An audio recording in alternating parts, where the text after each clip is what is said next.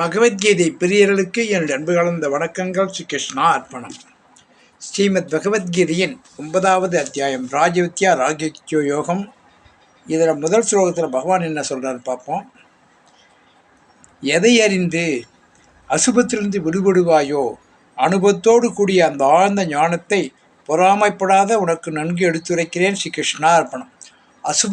அசுபம்னா அந்த பிரபஞ்சத்தில் உண்டாகக்கூடிய கேடுகள், நம்ம அந்த வாழ்க்கையில் சந்திக்கக்கூடிய கேடுகள்லாம் என்னன்றது அதிலிருந்து விடுபடுவதற்குண்டான மார்க்கத்தை பகவானுக்கு எப்பேற்பட்ட கஷ்டமாக இருந்தாலும் சரி அதிலிருந்து விடுபட்டு நம்ம அடுத்த பாதைக்கு அடுத்த கட்டத்துக்கு செல்றதுக்கு உண்டான மார்க்கத்தை வழி காமிப்பார் பகவான்.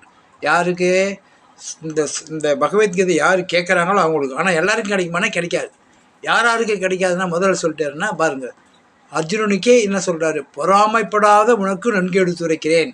அந்த பொறாமை என்ற குணம் இருக்கக்கூடாது. வள்ளுவர் கூட பொறாமை பற்றி ஒரு அதிகாரம் சொல்லியிருப்பார். இந்த பொறாமை இல்லைன்னா நம்ம எவனா எவ்வளோ வளர்ந்து போய் போகிறோம். நாம் எவ்வளோ முயற்சி பண்ணி நம்மளுக்கு என்ன தேவை? உணவு, தங்க இடம், போட்டுக்கு துணி, மனைவி, மக்கள், தாய் தந்தை, இவங்களை காப்பாற்றுக்கு உண்டான அளவுக்கு பொருளாதாரம் இருந்தால் போதும். அளவுக்கு அதிகமாக வச்சு சேர்த்துக்கணும். அதனால் பெரிய கஷ்டங்கள். நம்ம இன்கம் டேக்ஸ் அதை ஏமாற்ற எல்லாம் ப்ராடில் போயிடுவோம். தர்மத்தோடு இருக்கிறோம்னா, அளவோடு இருந்துச்சுன்னா தர்மத்தோடு இருப்போம். உண்மையான உழைப்பாக இருந்தால் தர்மம் இருக்கும். ஆனால் அளவுக்கு மேலே போகும்போது இன்கம் டேக்ஸ் ஏமாத்தினா அது ஒரு ப்ராடு தான். எதை பொய் சொல்லாமல் வாழணும். அதுதான் வள்ளுவர் கூட சொல்லிக்கிறார். உலகத்தோடு ஒட்ட ஒழுக பழகற்றும் கல்லார் அறிவிலாதார். இது ஏன் இங்கே சொல்கிறேன்னா, நமக்கு அதிகமாக பணம் அதிகமாக இருந்தாலும் பிரச்சனை, பணம் இல்லாலும் பிரச்சனை. பொறாமை இதுக்கு வரும். இந்த ஜனங்களை பார்த்து நம்ம கொஞ்சம் கொஞ்சம் அட்ஜஸ்ட் பண்ணிட்டு போகணும். அவங்களுக்கு ஏற்ற மாதிரி வாழணும். அதுக்காக அவங்களாவே நம்ம மாறி விட்ருவாங்க. கெட்டவன் தான் கெட்டவங்களாக மாறிடும். கெட்டவனா துஷ்டனை கண்டால் தூரம் ஒரு அடி ஒதுங்கி போயிடணும். நல்ல பேர் எடுக்கலாம்னு பரவாயில்ல, கெட்ட பேர் எடுக்கக்கூடாது. அதுக்கு தான் உலகத்தோடு ஒட்ட ஒழுக. நம்ம அவங்ககிட்ட ஒதுங்கி போனால் கெட்ட பேர் வரும். அவங்க ஒட்டிக்கவும் வேணாம். அது நல்லா நெருப்பு கெட்ட போனால் சுடும், தூரம் போனால் குளிரும்.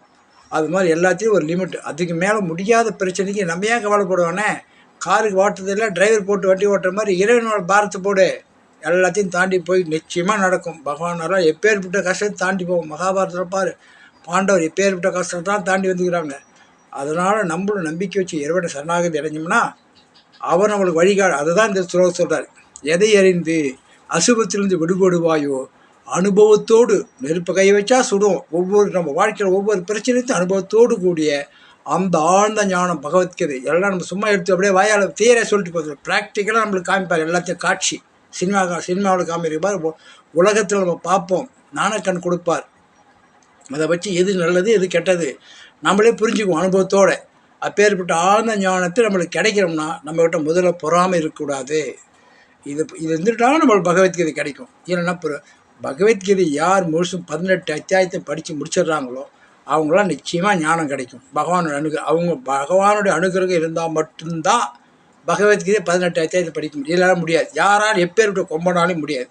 அப்படி படிக்கிறான்னா அவனுக்கு பகவான் அனுகிரகம் இருக்குதுன்னு அர்த்தம். ஓம் சக்தி ஓம். ஓம் தத் சத். கிருஷ்ணா அர்ப்பணம்.